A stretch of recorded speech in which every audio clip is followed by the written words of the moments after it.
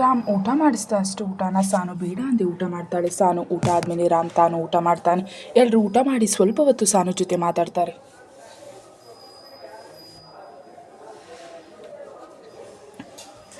ಅಮ್ಮಂದಿರು ಸ್ವಲ್ಪ ಹೊತ್ತು ಅವಳ ಜೊತೆ ಇದ್ದು ತಾವು ಮನೆಗೆ ಹೋಗೋದಕ್ಕೆ ಹೇಳ್ತಾರೆ. ಸಾನು ಅವ್ರ ಬಳಿ ಮತ್ತೆ ರಾತ್ರಿ ಏನು ಬರುವುದು ಬೇಡ, ನೀವೆಲ್ಲ ಮನೇಲಿರಿ ಅಂತ ಅವರನ್ನು ಒಪ್ಪಿಸ್ತಾಳೆ. ಸ್ವಾತಿ ಮತ್ತು ಸೌಮ್ಯ ಕೂಡ ಅವ್ರ ಜೊತೆ ಮನೆಗೆ ಹೋಗ್ತಾರೆ. ಸಂಕೇತ್ ಆಫೀಸಿಂದ ಬರೋಕ್ಕೆ ಕಾಲ್ ಮಾಡಿದ್ದು ನೋಡಿ ಮೊಬೈಲ್ ಹಿಡಿದು ಆಚೆ ಹೋಗ್ತಾನೆ. ಅಭಿ ಕೂಡ ತನ್ನ ಪಿಎಗೆ ಕಾಲ್ ಮಾಡಿ ಆಫೀಸ್ನಲ್ಲಿ ನಡೆದ ವಿಷಯದ ಬಗ್ಗೆ ಕೇಳ್ತಾ ಇರ್ತಾನೆ. ರಾಮ್ ಸಾನು ಕೈ ಹಿಡಿದು ಸುಮ್ಮನೆ ಕೂತಿರ್ತಾನೆ. ಸಾನು ರಾಮ್ ಹತ್ರ, ರಾಮ್ ನೀವು ಆಫೀಸ್ಗೆ ಹೋಗೋದೇ ಅಲ್ವಾ, ಬರೋತ್ತೊಬ್ರಿಗೆ ಕಷ್ಟ ಆಗುತ್ತೆ. ಹಾಗೆಲ್ಲ ಏನಿಲ್ಲ, ಇವತ್ತು ಯಾವುದು ಇಂಪಾರ್ಟೆಂಟ್ ವರ್ಕ್ ಇಲ್ಲ, ಅದಲ್ಲದೆ ನಾನಿಲ್ಲಿ ಇದೆಲ್ಲ ಕೆಲಸ ಹ್ಯಾಂಡಲ್ ಮಾಡ್ತೀನಿ ಆಯಿತಾ. ನಾಳೆ ಬಾಬಾ ಕೂಡ ಆಫೀಸ್ಗೆ ಹೋಗ್ತಾರೆ, ನೀನು ಅದ್ರ ಬಗ್ಗೆ ಎಲ್ಲ ಯೋಚನೆ ಮಾಡಬೇಡ, ನೀನು ಬೇಗ ಹುಷಾರಾಗೋದ್ರ ಕಡೆ ಗಮನ ಕೊಡು. ನಾನು ಇವಾಗಲೂ ಆರಾಮಾಗಿದ್ದೀನಿ ರಾಮ್. ಅವಳನ್ನೇ ಕಣ್ಣು ಸನ್ನೆ ಮಾಡಿ ನೋಡ್ತಾನೆ. ಅವನು ನೋಟ ಅರಿತ ಸಾನು, ಅಂದರೆ ಸ್ವಲ್ಪ ಪೇಯ್ನ್ ಇದೆ,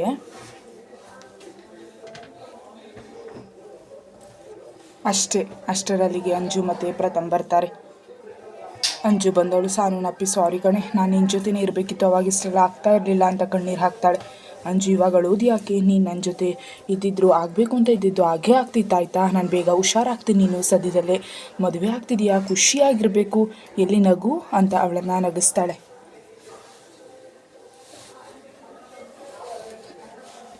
ಸಾನು ಪ್ರಥಮ್ ಕಡೆ ನೋಡಿ, ಹೇಗಿದ್ದೀರಾ ಪ್ರಥಮ್ ಅಂತ ಅವಳೇ ಮುಂದಾಗಿ ಮಾತಾಡಿಸ್ತಾಳೆ. ಏನು ನೀವು ಪೇಷಂಟ್, ನಾವು ನಿಮ್ಮ ಬಗ್ಗೆ ವಿಚಾರಿಸ್ಕೊಳ್ಬೇಕಾದ್ರೆ ನೀವೇ ನಮ್ಮ ಬಗ್ಗೆ ಕೇಳ್ತಿದ್ದೀರಾ ಅಂತ ನಗ್ತಾನೆ.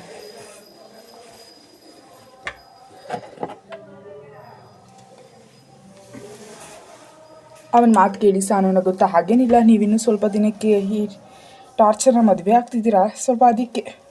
ನಿಮಗೂ ಗೊತ್ತಾ ಇಳ್ಕೊಡೋ ಟಾರ್ಚರ್ ಏನು ಅಂತ. ಏನು ಪ್ರಥಮ್ ನೀವು, ನಾನು ಅವಳ ಬೆಸ್ಟ್ ಫ್ರೆಂಡ್, ಅವಳ ಬಗ್ಗೆ ಗೊತ್ತಿಲ್ಲದೆ ಏನು ಅಂತ ನಗ್ತಾಳೆ. ಇವರಿಬ್ಬರು ತನ್ನ ಆಡ್ಕೊಂಡು ನಗೋದು ನೋಡಿ, ನೀವಿಬ್ಬರು ನನ್ನೇ ಆಡ್ಕೊಂಡು ನಗ್ತಿರೋದು ಪ್ರಥಮ್, ನೀನು ಆಮೇಲೆ ನನ್ನ ಕೈಗೆ ಸಿಗ್ತೀಯಾ ಅಲ್ವಾ, ಅವಾಗಿದೆ ಸಾನು, ನೀನು ಮೊದಲು ಹುಷಾರಾಗಿ, ಆಮೇಲೆ ನೀನು ಒಂದು ಕೈ ನೋಡ್ಕೋತೀನಿ.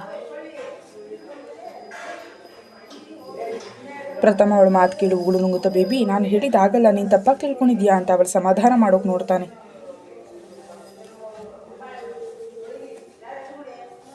ನನಗೆ ಚೆನ್ನಾಗಿ ಗೊತ್ತು, ಏನು ತಪ್ಪಾಗಿ ತಿಳ್ಕೊಂಡಿಲ್ಲ ಆಯಿತಾ ಅಂತ ಮುಖ ತಿರುಗಿಸ್ತಾಳೆ.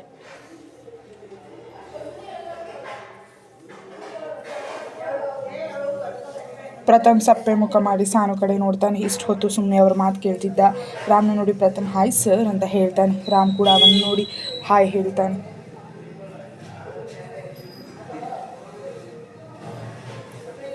ಸಾರಿ, ನೀವಿರೋದು ನಾವು ಗಮನಿಸಿಲ್ಲ,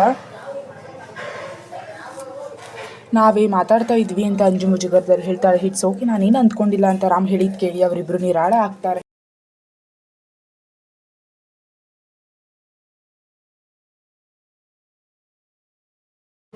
ಅವರಿಬ್ಬರು ಸಾನು ಜೊತೆ ಸ್ವಲ್ಪ ಹೊತ್ತು ಮಾತಾಡಿ, ನೀನು ರೆಸ್ಟ್ ಮಾಡು, ನಮ್ಮ ಮದುವೆ ಟೈಮಲ್ಲಿ ನೀನೇ ಓಡಾಡಬೇಕು ಅಂತ ಹೇಳಿ ಅಲ್ಲಿಂದ ಹೋಗ್ತಾರೆ. ಅವರೊಬ್ಬರು ಹೋದ್ಮೇಲೆ ಸಾನು ರಾಮ್ ಬಳಿ, ಜೋಡಿ ಚೆನ್ನಾಗಿದೆ ಅಲ್ವಾ, ಹ್ಞೂ ಕಂದ ಚೆನ್ನಾಗಿದೆ, ಆದರೆ ಅವರಿಗಿಂತ ನಮ್ಮದೇ ಸೂಪರ್ ಅಂತ ಅವಳ ಹಣೆಗೆ ಮುತ್ತು ಕೊಡ್ತಾನೆ. ನೀನು ಅವಾಗಿಂದ ಮಾತಾಡ್ತಾ ಇದೀಯಾ, ಇವಾಗ ರೆಸ್ಟ್ ಮಾಡಾಯ್ತಾ. ಹ್ಞೂ ಸರಿ ಅಂತ ಸಾನು ಮತ್ತೆ ಏನು ಮಾತಾಡ್ತಿ ಸುಮ್ಮನೆ ಮಲಗ್ತಾಳೆ.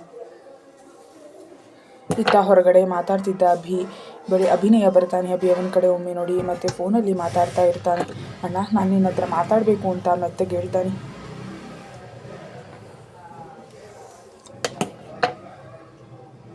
ಅವನು ಹೇಳಿದ ಕೇಳಿ ಅಭಿ ತನ್ನ ಪಿ ಎ ಬಳಿ ಆಮೇಲೆ ಕಾಲ್ ಮಾಡೋದಕ್ಕೆ ಹೇಳಿ ಕಾಲ್ ಕಟ್ ಮಾಡ್ತಾನೆ. ಏನಾಯಿತು ಚೋಟು, ಯಾಕೆ ಒಂಥರ ಇದೆಯಾ.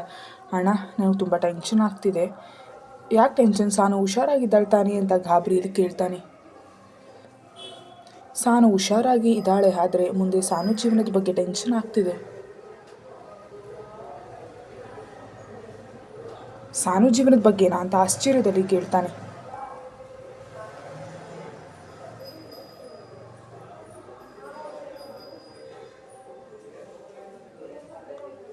ಹ್ಞೂ ಅಣ್ಣ, ರಾಮ್ ಸಾನು ಮುಚ್ಚಿಟ್ಟಿರೋ ಸತ್ಯ ಗೊತ್ತಾದರೆ ಏನು ಮಾಡೋದು, ಅವ್ನು ನಮ್ಮ ಸಾನುನ ದೂರ ಮಾಡಿದ್ರೆ ಅಂತ. ಸಾನು ಅಂತೂ ರಾಮ್ ಬಿಟ್ಟಿರಲ್ಲ, ಅದಕ್ಕೆ ನಂಗೆ ಟೆನ್ಷನ್ ಆಗ್ತಿದೆ. ಅಭಿ ಅವನ ಮಾತು ಕೇಳಿ ಸ್ವಲ್ಪ ಹೊತ್ತು ಸುಮ್ಮನೆ ಇರ್ತಾನೆ. ಅಣ್ಣ ಏನಾದರೂ ಹೇಳು. ಅಭಿ ಒಂದು ನಿಟ್ಟಿಸಿರು ಬಿಟ್ಟು, ಚೋಟು ನೀನು ಇದ್ರ ಬಗ್ಗೆ ಯೋಚನೆ ಮಾಡೋ ಅವಶ್ಯಕತೆ ಇಲ್ಲ ಅನ್ಸುತ್ತೆ. ಯಾಕಣ್ಣ ಹೀಗೆ ಹೇಳ್ತಿದ್ಯಾ?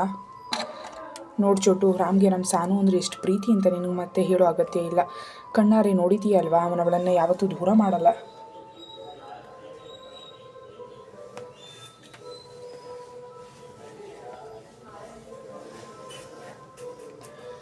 ಹ್ಞೂ ಅಣ್ಣ, ಅದು ನನಗೂ ಗೊತ್ತು. ಆದರೆ ಅವನ ಕೋಪ ಬಗ್ಗೆ ನನಗೆ ಭಯ ಚೋಟು. ಸಾನು ಮುಚ್ಚಿಟ್ಟಿರೋದು ಅಂತ ದೊಡ್ಡ ವಿಷಯ ಏನಲ್ಲ. ರಾಮ್ ಅದನ್ನು ಅಷ್ಟು ಸೀರಿಯಸ್ ಆಗಿ ತೆಗೆದುಕೊಳ್ತಾನೆ ಅಂತ ನನಗನ್ಸಲ್ಲ. ಆದರೂ ಅಣ್ಣ, ಇನ್ನೂ ಜಾಸ್ತಿ ದಿನ ಅವನ ಹತ್ರ ಹೇಳದೇ ಇರೋದು ಸರಿಯಲ್ಲ. ಸರಿ, ಇದ್ರ ಬಗ್ಗೆ ಸಾನು ಹತ್ರ ಮಾತಾಡೋಣ. ಇವಾಗ ಹೇಳಿದರೆ ಸಾನು ಹುಷಾರಿಲ್ಲ ಅಂತ ರಾಮ್ ಸ್ವಲ್ಪ ಸಮಾಧಾನದಲ್ಲಿ ಅವಳು ಮಾತು ಕೇಳ್ತಾನೆ.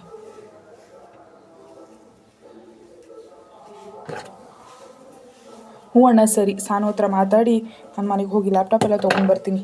ಸರಿ, ನಾನು ನಿನ್ನ ಜೊತೆ ಬರ್ತೀನಿ ಇರು ಅಂತ ಇಬ್ಬರು ಮಾತಾಡ್ಕೊಳ್ತಾರೆ. ಫೋನಲ್ಲಿ ಮಾತಾಡಿ ಬಂದ ಸಂಕೇತ್, ರಾಮ್ ಅರ್ಜೆಂಟಾಗಿ ಆಫೀಸ್ಗೆ ಹೋಗ್ಬೇಕು, ಆಫೀಸಲ್ಲಿ ಏನೋ ಪ್ರಾಬ್ಲಮ್ ಆಗಿದೆ ಅಂತೆ. ಸರಿ ಬಾಬಾ, ನೀವು ಹೋಗಿ ಬನ್ನಿ, ನಾನು ಒಬ್ಬನೇ ಎಲ್ಲ ಕಣೋ, ನೀನು ಬರಬೇಕು. ನಿನಗೆ ಇವತ್ತೊಂದು ಇಂಪಾರ್ಟೆಂಟ್ ಮೀಟಿಂಗ್ ಇದೆ, ಅದನ್ನು ಕ್ಯಾನ್ಸಲ್ ಮಾಡೋಕ್ಕಾಗಲ್ಲ. ಅದಕ್ಕೆ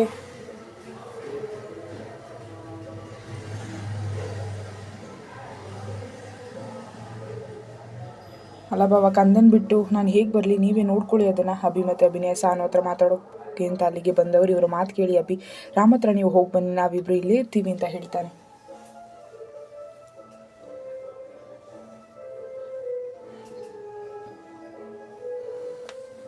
ರಾಮ್, ಅಲ್ಲ ಬಾವ, ಅದು ನಾನು ಅಲ್ಲಿಗೆ ಹೋದರೆ ತುಂಬ ಲೇಟ್ ಆಗುತ್ತೆ, ಅದಕ್ಕೆ. ಪರವಾಗಿಲ್ಲ ಬಾವ, ನಾವಿವಾಗ ಎಲ್ಲಿಗೂ ಹೋಗಲ್ಲ, ನೀವು ಬಂದಮೇಲೆ ನಾವು ನಮ್ಮನೆಗೆ ಹೋಗ್ತೀವಿ. ರಾಮ್ ಇನ್ನು ಯೋಚನೆ ಮಾಡ್ತಾ ಇರೋದನ್ನ ನೋಡಿ ರಾಮ್, ನೀವು ಆರಾಮಾಗಿ ಹೋಗಿ ಬನ್ನಿ, ನಾನು ಅಣ್ಣಂದ್ರ ಜೊತೆ ಇರ್ತೀನಿ ಅಂತ ಹೇಳ್ತಾಳೆ. ರಾಮ್ ಸ್ವಲ್ಪ ಹೊತ್ತು ಯೋಚನೆ ಮಾಡಿ ಸರಿ ಅಂತ ಹೇಳಿ ಸಾನು ಹುಷಾರಾಗಿರೋ ಹೇಳಿ ತುಂಬ ಭಾವನ ಜೊತೆ ಆಫೀಸ್ಗೆ ಹೋಗ್ತಾನೆ. ಅವ್ರು ಹೋದ ನಂತರ ಅಭಿನಯ ಅವಳ ಹೆದರು ಕೂತ್ಕೊಳ್ತಾರೆ. ಇವಾಗ ಹೇಳಿ, ನೀವಿಬ್ಬರು ಏನು ವಿಷಯ ಹೇಳ್ಬೇಕು ನನ್ನ ಹತ್ರ? ಅವಳ ಮಾತು ಕೇಳಿ ಅಭಿ, ನೀವು ನಮ್ಮನ್ನು ನೋಡಿ ನಾವೇನು ಹೇಳಬೇಕು ಅಂತ ಇರೋದು ಹೇಗೆ ಗೊತ್ತಾಯಿತು? ಅವ್ರ ಮಾತು ಕೇಳಿ ನಗ್ತಾ, ಹ್ಞೂ ಅಣ್ಣ, ಎಷ್ಟೇ ಆದರೂ ನಿಮ್ಮ ತಂಗಿ ಅಲ್ವಾ, ಅಷ್ಟು ಅರ್ಥ ಮಾಡ್ಕೊಳ್ದೇ ಇದ್ದರೆ ಹೇಗೆ? ಸಾನು, ನೀನು ಆದಷ್ಟು ಬೇಗ ರಾಮ್ ಹತ್ರ ವಿಷಯ ಹೇಳೋದು ಒಳ್ಳೆಯದು. ನೀನು ಹೇಳಿದ್ರೆ ಬೇರೆ ಕಡೆಯಿಂದ ವಿಷಯ ಗೊತ್ತಾದರೆ ಅವರಿಗೆ ಬೇಜಾರಾಗುತ್ತೆ.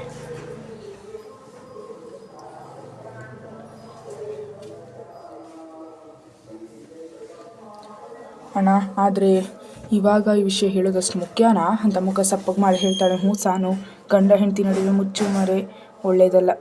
ನೀನು ಇವತ್ತೇ ರಾಂಬಳಿ ಮಾತಾಡೋನ ಆಫೀಸಿಂದ ಬಂದಮೇಲೆ ನೀವಿಬ್ಬರೇ ಇರ್ತೀರಾ ಅಲ್ವಾ, ಅವಾಗ ಹೇಳು ಅಂತ ಅಭಿನಯ ಹೇಳ್ತಾನೆ. ಆದರೂ ಅಣ್ಣ, ರಾಮ್ಗೆ ನನ್ನಿಂದ ಅವಮಾನ ಆಗಿತ್ತು ಅಂತ ಗೊತ್ತಾದರೆ ನಂಗೆ ಜೋರು ಮಾಡಿದ್ರೆ ಅಂತ ಸಪ್ಪೆ ಧ್ವನಿಯಲ್ಲಿ ಕೇಳ್ತಾಳೆ. ಅಯ್ಯೋ ಸಾನು, ಅವಾಗ ನೀನು ನಿನ್ನ ಲವ್ ಸ್ಟೋರಿ ಹೇಳು, ಅವಾಗೆಲ್ಲ ಸರಿಯಾಗುತ್ತೆ ಬಿಡು, ಅದನ್ನು ಕೇಳಿ ನಮ್ಮ ಬಾಬಾ ಫುಲ್ ಖುಷಿ ಆಗ್ತಾರೆ ಅಂತ ಅಭಿ ನಗ್ತಾನೆ.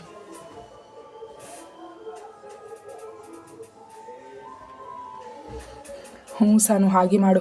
ಅವಾಗ ಸಮಾಧಾನ ಆಗಲಿಲ್ಲ ಅಂದರೆ ಒಂದೆರಡು ಮುತ್ತು ಕೊಡು, ಸಿಂಪಲ್ ಅಂತ ಅಭಿನಯ ಹೇಳ್ತಾನೆ.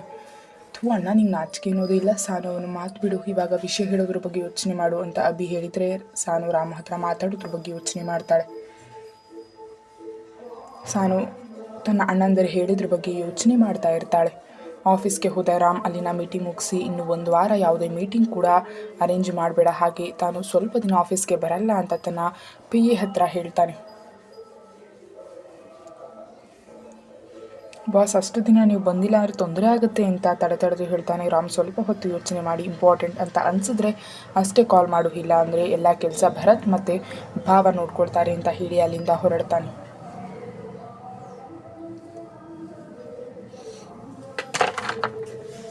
ಹೋಗೋಕೆ ಮೊದಲು ಸಂಕೇತ್ ಬಳಿ ಹೋಗಿ, ಬಾಬಾ ನಾನು ಹಾಸ್ಪಿಟಲ್ಗೆ ಹೋಗ್ತಿದ್ದೀನಿ, ನೀವು ಕೆಲಸ ಮುಗಿಸಿ ಮನೆಗೆ ಹೋಗಿ ನಾಳೆ ಬೆಳಗ್ಗೆ ಬಂದರೆ ಸಾಕು.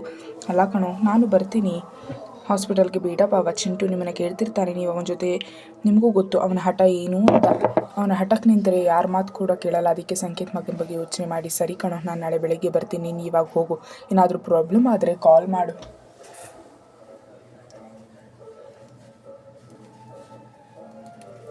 ಹ್ಞೂ ಸರಿ ಬಾಬಾ ಅಂತ ಅಲ್ಲಿಂದ ಹೋಗ್ತಾನೆ.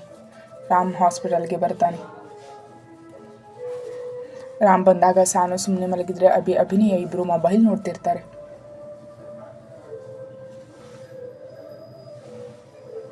ರಾಮ್ ಸಾನು ಪಕ್ಕ ಬಂದು ಇವಾಗ ಹೇಗಿದೆಯಾ? ಪರವಾಗಿಲ್ಲ ರಾಮ್ ಅಂತ ಒಂದು ಮುಗುಳ್ನಗೆ ಬೀರ್ತಾಳೆ. ರಾಮ್ ಬಂದಿದ್ದು ನೋಡಿ, ರಾಮ್ ನಾವು ಮನೆಗೆ ಹೋಗಿ ಬರ್ತೀವಿ, ನೈಟ್ ನಿಮ್ಮಿಬ್ಬರಿಗೂ ಊಟ ತೊಗೊಂಡು ಬರ್ತೀವಿ. ಹ್ಞೂ ಸರಿ ಬಾವಾ, ಇಬ್ಬರು ಹೋಗ್ತೀರಾ? ಹ್ಞೂ ರಾಮ್, ನಾವು ಕೆಲವು ಥಿಂಗ್ಸ್ ತೊಗೊಂಡು ಬರಬೇಕು, ಅದಕ್ಕೆ. ಹ್ಞೂ ಸರಿ, ಹೋಗಿ ಬನ್ನಿ.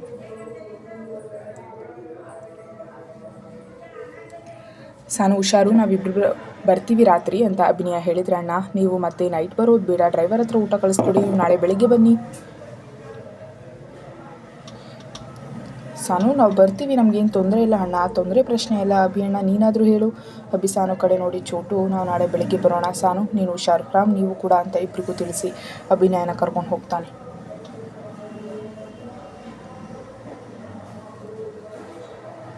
ಅಣ್ಣ ಯಾಕೆ ನಾವು ರಾತ್ರಿ ಬರೋದು ಬೇಡ ಅಂತ ಆಚೆ ಬಂದ ನಂತರ ಅಭಿನಯ ಕೇಳ್ತಾನೆ. ಚೋಟು ಸಾನುಗೂ ರಾಮ ಹತ್ರ ಮಾತಾಡೋದಕ್ಕೆ ಟೈಮ್ ಬೇಕಲ್ವಾ?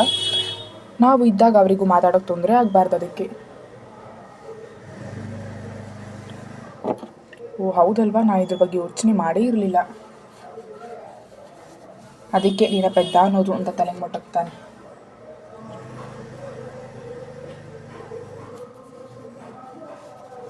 ಅಣ್ಣ ನಾನೇನು ಪೆದ್ದ ಅಲ್ಲ ಅಂತ ತಲೆ ಉಚ್ಕೊಳ್ತಾನೆ. ಸರಿ ಪೆದ್ದ ಅಲ್ಲ ಬಾ ಇವಾಗ ಅಂತ ಇಬ್ಬರು ಮನೆಗೆ ಹೋಗ್ತಾರೆ.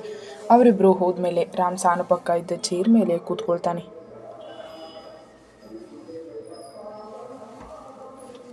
ಸಾನು ರಾಮ್ನ ನೋಡಿ, ರಾಮ್ ನಾನು ನಿಮ್ಮ ಹತ್ರ ಮಾತಾಡಬೇಕು ಅಂತ ಹೇಳ್ತಾಳೆ.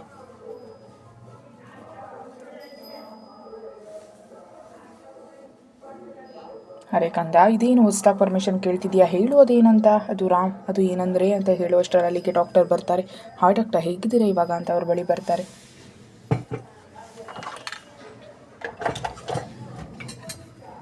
ಹಾಯ್ ಡಾಕ್ಟರ್, ನಾನು ಚೆನ್ನಾಗಿದ್ದೀನಿ. ಹ್ಞೂ ನಿಮ್ಮನ್ನು ನೋಡಿದ್ರೆ ಗೊತ್ತಾಗುತ್ತೆ ನೀವು ಇಂಪ್ರೂವ್ ಆಗ್ತಿದ್ದೀರಾ ಅಂತ ಮಾತಾಡ್ತಾ ಅವಳ ಹೆಲ್ತ್ ಚೆಕಪ್ ಮಾಡ್ತಿರ್ತಾರೆ.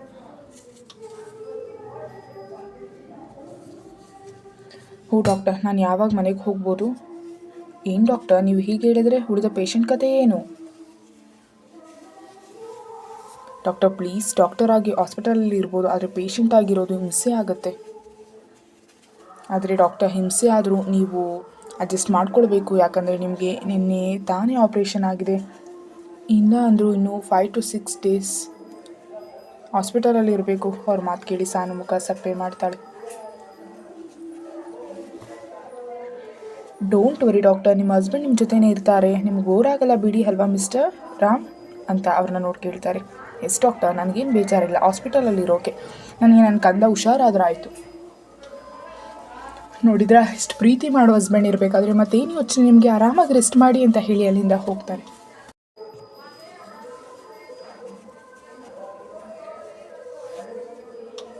ಡಾಕ್ಟರ್ ಹೋದ ನಂತರ ಕಂದ ಏನೋ ಹೇಳಬೇಕು ಅಂತ ಇದ್ದೆ ಅಲ್ವಾ, ಏನದು ಅಂತ ಕೇಳ್ತಾನೆ. ರಾಮ್ ಬನ್ನಿ ಅಂತ ತನ್ನ ಬಳಿ ಕರೀತಾಳೆ. ರಾಮ್ ಅವಳ ಬಳಿ ಬಂದು ಏನು ಹೇಳು ಅಂತ ಕೇಳ್ತಾನೆ. ರಾಮ್ ಇಲ್ಲಿ ಬನ್ನಿ, ನನ್ನ ಪಕ್ಕ ಕೂತ್ಕೊಳ್ಳಿ. ರಾಮ್ ಅವಳ ಬೆನ್ನಿಗೆ ದಿಂಬಿಟ್ಟು ಅವಳನ್ನು ನಿಧಾನವಾಗಿ ಕುಳಿಸ್ತಾನೆ. ಅವಳ ಪಕ್ಕ ತಾನು ಕೂತು ಅವಳ ಕೈ ಹಿಡಿದು, ಇವಾಗ ಹೇಳಿ ಏನು ವಿಷಯ?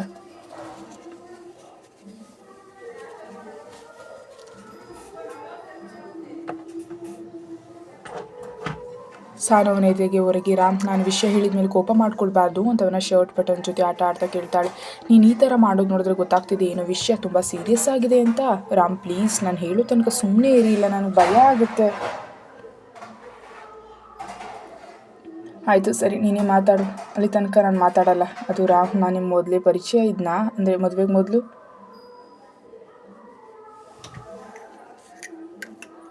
ರಾಮ್ ಅವಳು ಮಾತಿಗೆ ಏನು ಹೇಳಿದೆ ಸುಮ್ಮನೆ ನೋಡ್ತಿರ್ತಾನೆ. ರಾಮ್ ಹೇಳಿ ಅಂತ ಅವನ ಕೈ ಹಿಡಿತಾಳೆ. ನೀನೇ ತಾನೇ ಸುಮ್ಮನೆ ಕೂತ್ಕೊಳ್ಳಿ ಅಂತ ಹೇಳಿದ್ದು. ರಾಮ್ ನಾನು ಕೇಳಿದ್ದು ಉತ್ತರ ಕೊಡಿ, ಆದರೆ ಮಧ್ಯೆ ಮಾತಾಡಬೇಡಿ ಅಂತ ಅಷ್ಟೇ ಹೇಳಿದ್ದು ಅಂತ ಮುಖ ಊದಿಸ್ತಾಳೆ.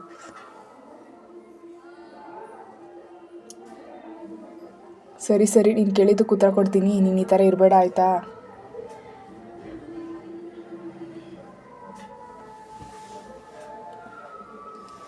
ಆಯಿತು ಸರಿ, ಇವಾಗ ಹೇಳಿ, ನಿಮಗೆ ನಾನು ಮೊದಲೇ ಪರಿಚಯ ಇದ್ನಾ?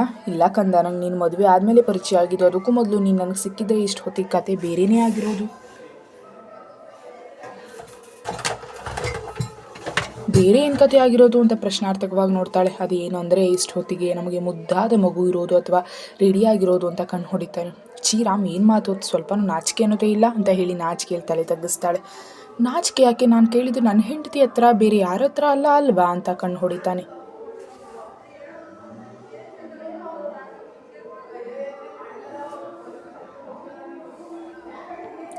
ಸರಿ, ಇವಾಗ ಅದು ಬಿಡು. ಯಾಕೆ ಈ ಪ್ರಶ್ನೆ ಇವಾಗ? ಅದು ರಾಮ್, ನಾನು ನಿಮ್ಮನ್ನು ಮದುವೆಗೆ ಮೊದಲೇ ನೋಡಿದ್ದೆ. ಅದರಲ್ಲಿ ಏನು ಕಂದ, ಯಾವುದಾದ್ರೂ ಇಂಟರ್ವ್ಯೂಲ್ಲಿ ನೋಡಿರ್ಬೋದು.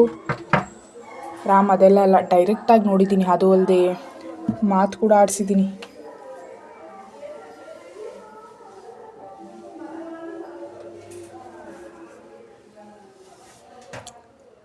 ಏನು ಹೇಳ್ತಿದ್ಯಾ ನೀನು?